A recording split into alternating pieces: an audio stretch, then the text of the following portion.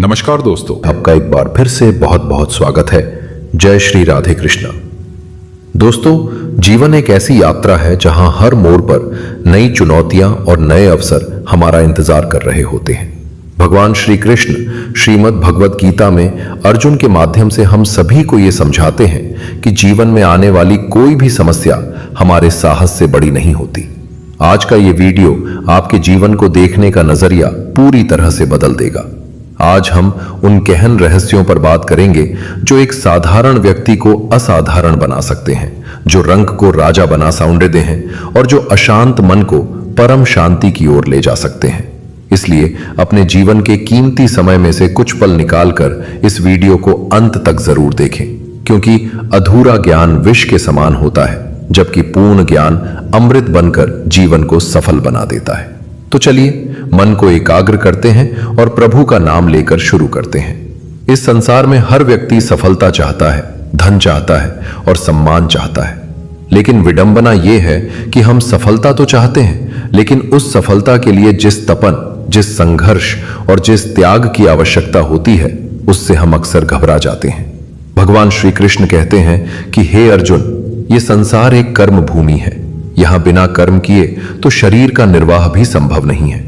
लेकिन हम में से बहुत से लोग कर्म से पहले फल की चिंता में डूब जाते हैं। हम सोचते हैं कि अगर मैंने ये काम किया और सफल नहीं हुआ तो क्या होगा, लोग क्या कहेंगे, मेरा समय बर्बाद हो जाएगा। यही डर, यही संशय हमें कभी आगे बढ़ने ही नहीं देता। याद रखिए, संशय यानी शक आत्मा के लिए सबसे बड़ा शत्रु है। जो व्यक्ति स्वयं पर संदेह करता है, उसे इस लोक में तो क्या, परलोक में भी सुख नहीं मिल सकता। सत्य कभी छिपा नहीं रहता और झूठ कभी टिक नहीं सकता।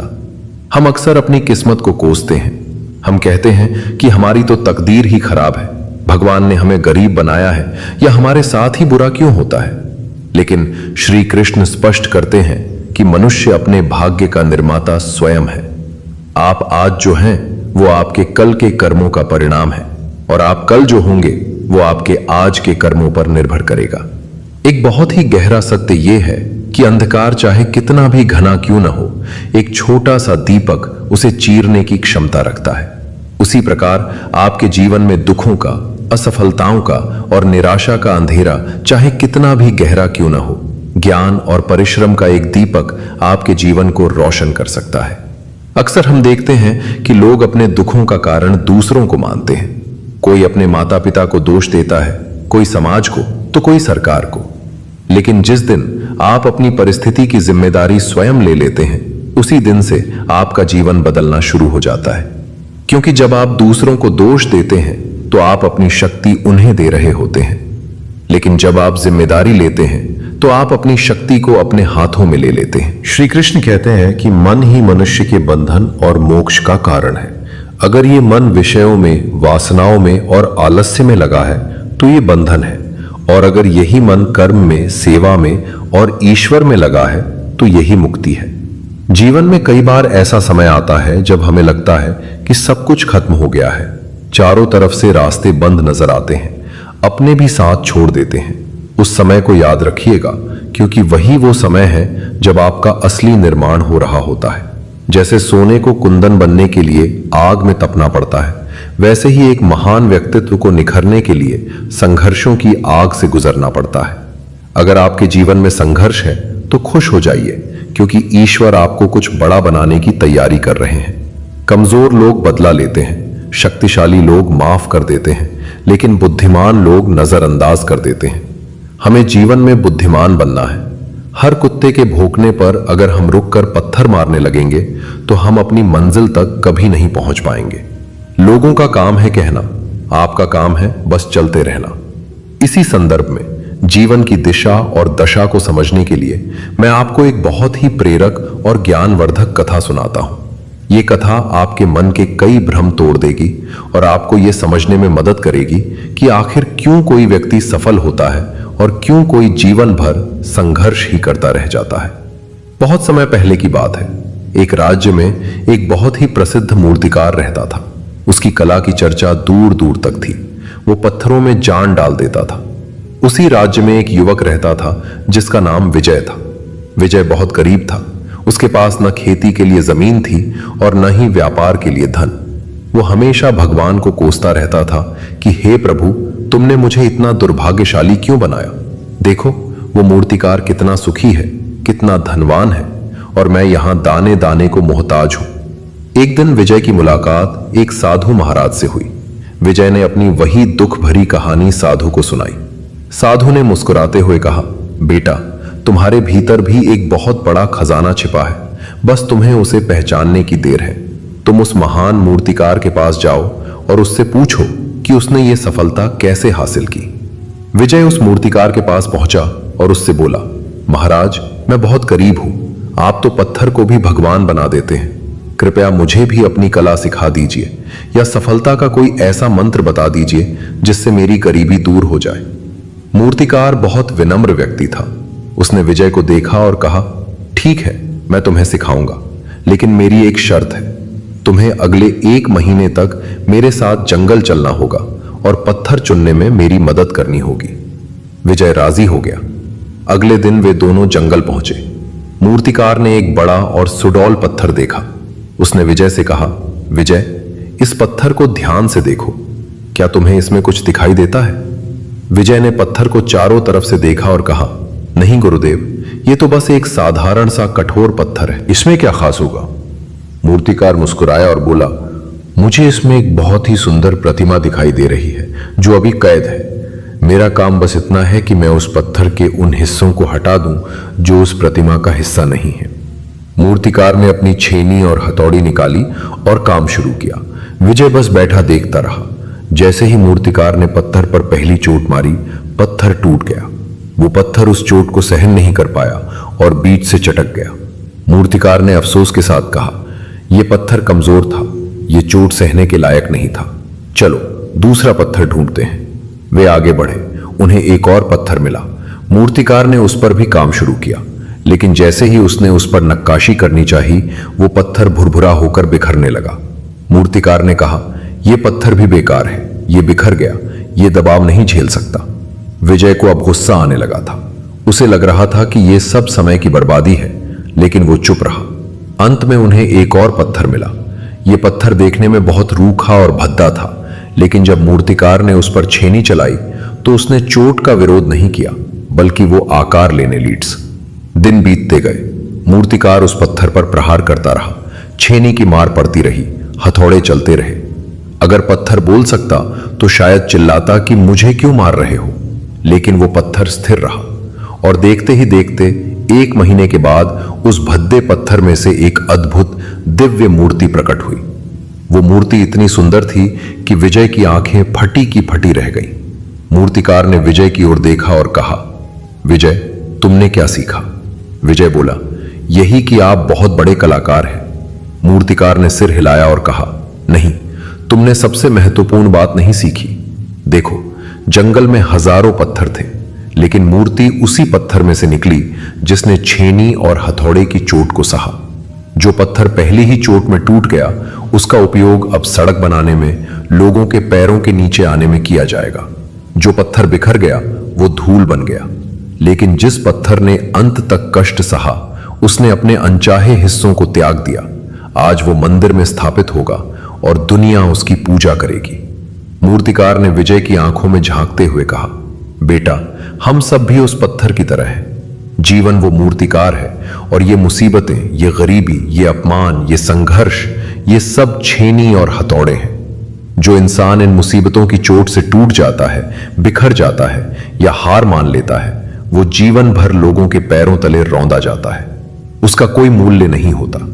लेकिन जो इंसान इन संघर्षों की चोट को सहता है, जो अपनी बुराइयों को, अपने आलस्य को, अपने डर को छेनी से काटकर अलग कर देता है, वही एक दिन महान बनता है, वही पूजनीय होता है। विजय को जैसे एक नया जीवन मिल गया। उसे समझ आ गया कि उसकी गरीबी का कारण भगवान नहीं, बल्कि उसका अपना डर और संघर्ष से भागने की आदत थी।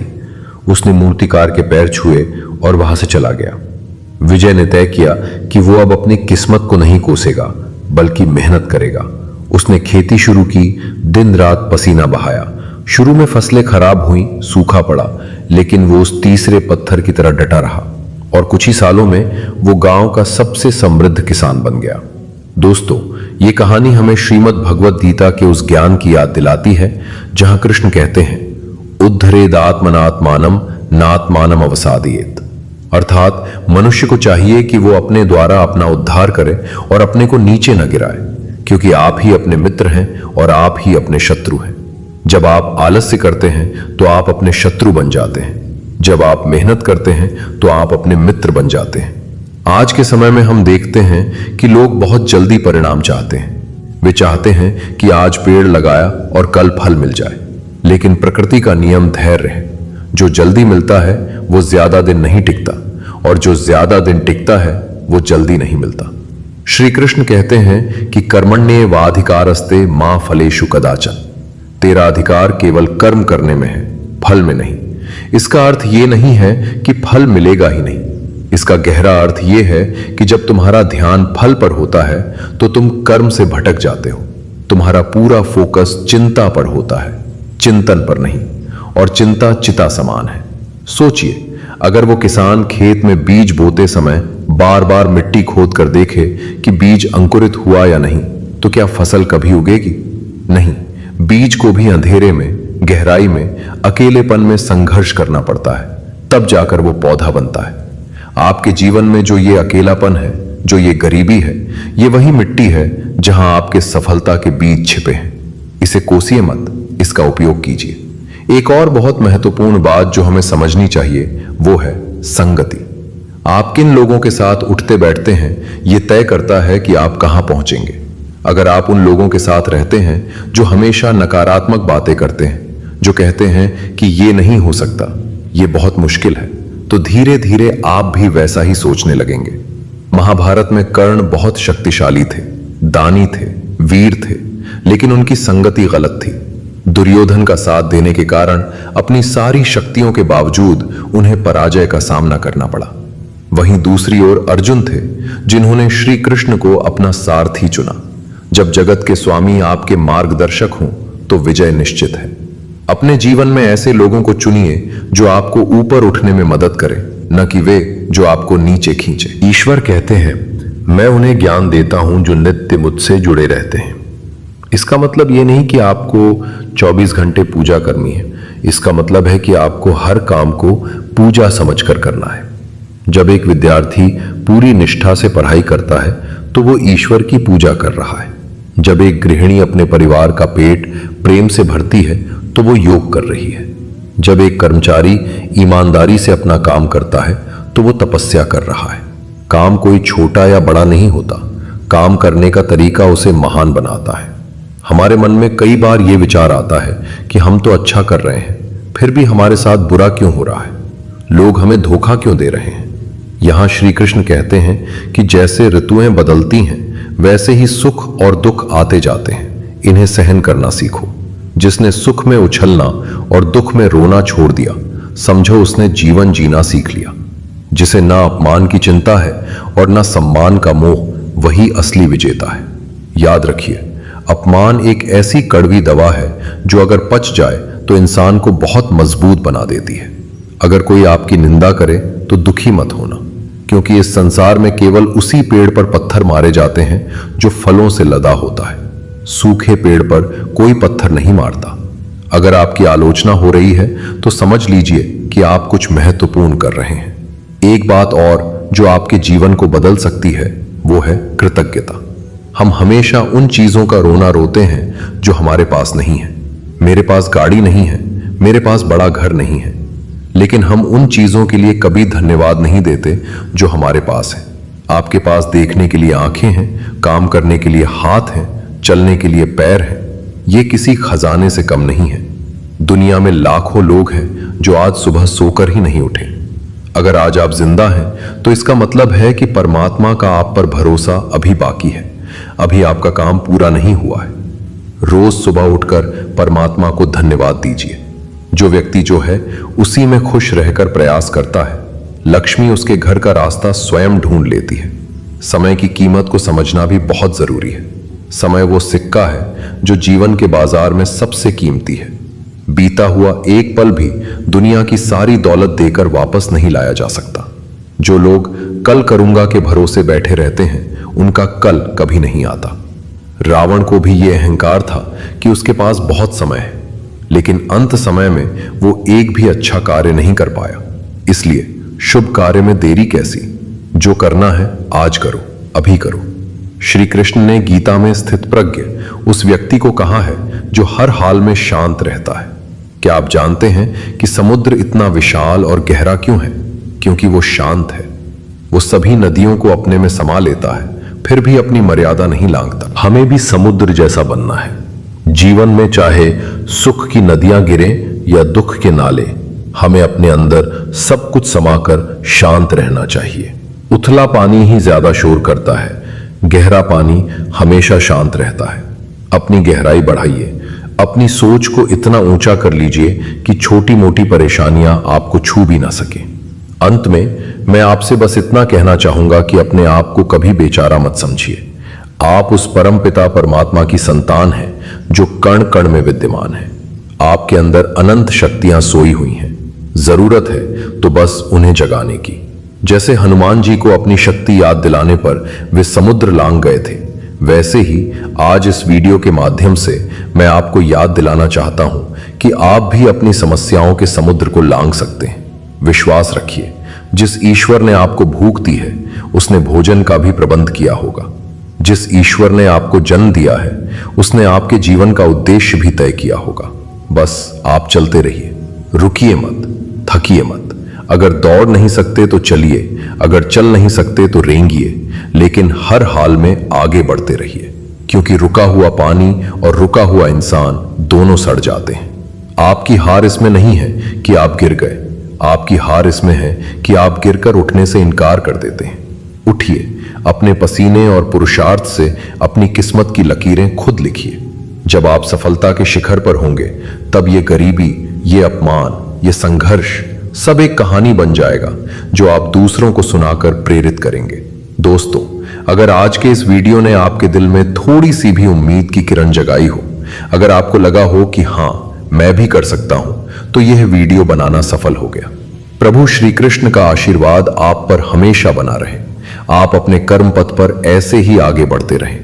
अगर आपको यह वीडियो पसंद आया हो और इससे कुछ सीखने को मिला हो तो कमेंट बॉक्स में पूरे भक्ति भाव से जय श्री राधे कृष्णा जरूर लिखें। इस वीडियो को लाइक करें और अपने उन मित्रों और परिवारजनों के साथ शेयर करें जिन्हें जीवन में प्रेरणा की जरूरत है। चैनल को सब्सक्राइब करके बेल नोटिफिकेशन को ऑल पर सेट करना ना भूलें, ताकि आने वाली हर ज्ञानवर्धक वीडियो आप तक सबसे पहले पहुंचे। याद रखिए, आप अकेले नहीं हैं। श्री कृष्ण हर पल हर क्षण अदृश्य रूप में आपके साथ हैं। मिलते हैं अगले वीडियो में एक नई सीख और नई ऊर्जा के साथ।